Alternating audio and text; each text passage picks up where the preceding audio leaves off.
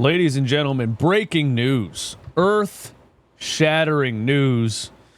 No, but seriously, free agent Ricky Council signs a one-year contract with the Brooklyn Nets. His agent, Addy Von Gontard, tells ESPN. The former 76er wing appeared in a team-high 73 games last season, averaging 7.3 points and 2.9 rebounds. And I don't think I really got to give my opinion on Ricky Council when the 76ers waived him. And I know a lot of people were upset because we have old geezers on the end of the roster like Kyle Lowry and Eric Gordon. Why would you not keep Ricky Council on the end of the bench? A guy with size and athleticism who can come into a game and give you energy and hustle and heart, and change the game from the transition aspect, the end-to-end game that he has, turning defense into offense and things like that, especially when you're lacking energy and athleticism with a bunch of old geezers on the court. But they didn't do that. They waived him. Because the 76ers are going to 76er at the end of the day. It's what they're going to do. He does sign with the Brooklyn Nets, where, the Brooklyn Nets are not in a position to win anything anytime soon. So Ricky Council will probably get minutes there. I also think Justin Edwards emerging last season for the 76ers is a big reason Ricky Council is gone. Also because, Ricky Council has the physical tools and the athleticism, but doesn't really have a whole lot of basketball skills. He shoots the ball with two hands like Joakim Noah. He was the worst shooter in the entire NBA last season with the minimum minutes in that regard. And so then you get Justin Edwards, who can pretty much do what Ricky Council does athletically, but also has an offensive side to his game and can catch and shoot threes and can create a shot, get to a mid-range, get to the rim, things like that. So that's probably why Ricky Council is no longer on the Philadelphia 76ers. I'm happy for him. He signs with the Brooklyn Nets. He will get, playing time there. He wasn't going to get any playing time in Philadelphia. Don't forget, he didn't get any playing time last year when it mattered most.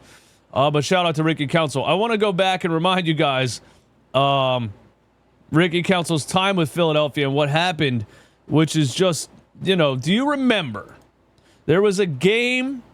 I was trying to remember it, and I found an article talking about it. There was a game against the San Antonio Spurs where Ricky Council had some plays at the end of the game and forced it to overtime, and then he played in all of the overtimes, and it kind of essentially led the 76ers to victory. He had a play, I don't remember if it forced it to overtime or the double overtime, where he drove to the rim and actually made a crazy left-handed pass into the corner for a wide-open three for I don't remember which player, but Ricky Council impacted that game specifically so much. Remember this? Let me know in the chat if you remember this game. And if you remember Sixers fans talking about Ricky Council after that game. And he was on a two-way contract. Remember this. And after that game, we were talking about, we had Tobias Harris out there who was this 2 years ago? Tobias wasn't on the team last season, right? Was Tobias on the team? No, Tobias wasn't on the team last season.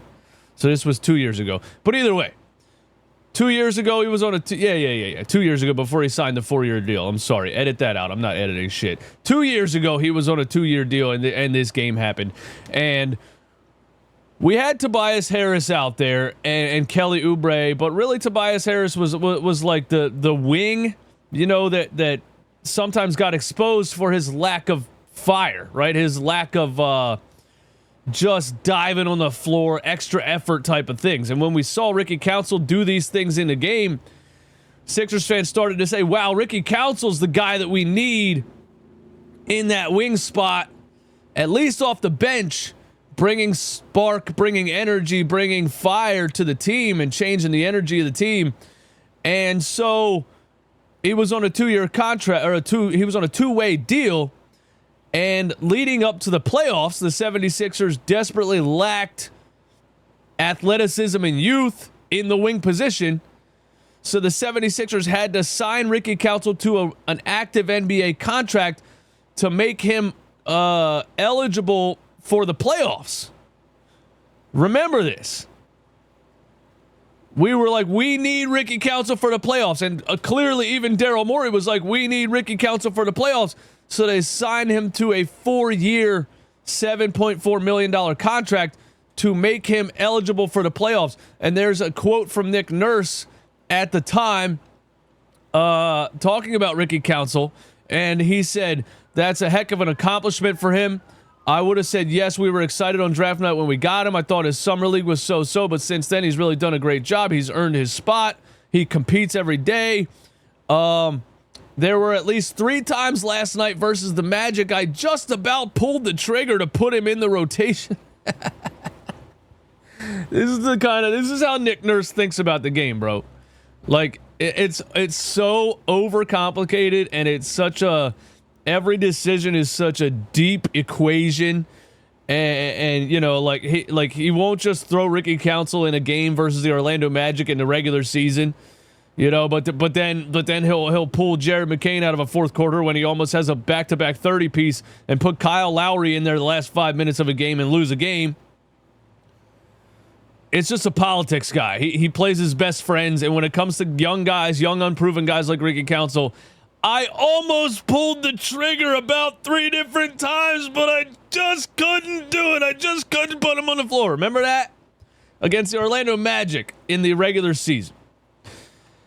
Anyway, so the 76ers need him for the playoffs, at least we think, right?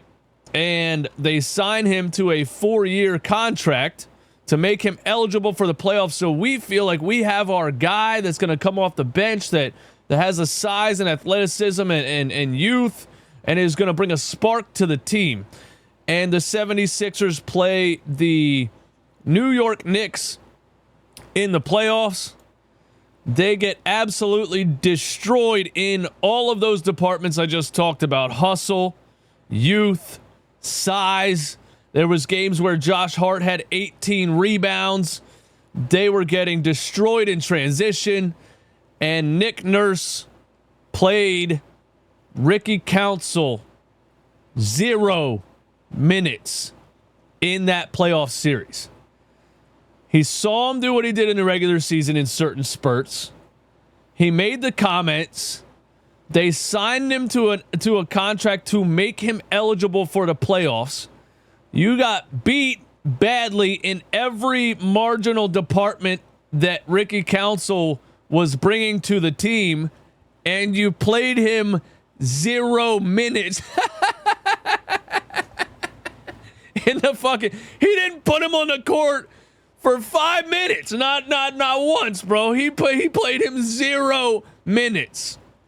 And that brings me back to what I think about Daryl Morey and Nick Nurse. I feel like they're going to clash this season, because for the GM to be like, hey, we need this guy. I drafted him, or I signed him undrafted. He has the athleticism and the youth that we need on this team right now, the spark off the bench. I'm going to sign him to an active NBA contract so he's eligible for the playoffs. And Nick Nurse is like, he played him 0 minutes. But he played Kyle Lowry. He played Eric Gordon. And he continued to start Tobias Harris, who was bringing you absolutely nothing, and even gave you a 0-point performance in a Game 6 elimination game. I just wanted to go back and remind everyone that the 76ers are a fraternity of dudes just hanging out and hiring their friends and playing favorites and playing politics. It's not a serious team. They're not actually trying to win. But shout out to Ricky Council for getting an opportunity in Brooklyn. And you know what? He's probably going to go out there and become something now, knowing the way that these things go with the 76ers. And there you have it for everybody that's like, oh, why are you so negative? Are you really going to make a negative video every day all off season? There's another one for you. I'll see you guys soon.